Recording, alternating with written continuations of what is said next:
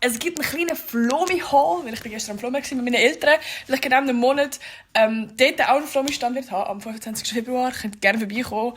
In Uster, ich werde noch die genauen Details erzählen. Aber ich habe ein paar Sachen gekauft. Also erstmal, man kennt es, Digital Camera für den Can, weil seine ist kaputt gegangen. Also für 10 Stunden halt urgeil.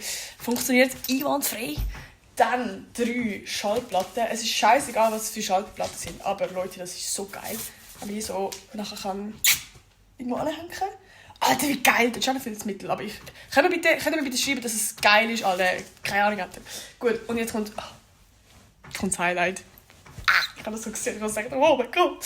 Es ist eine grosse Schallplatte, aber ich glaube, ich muss es so aufhängen.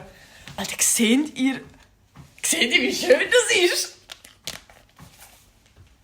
Ah, das ist so stylisch! Ja, die Sache habe ich gekauft.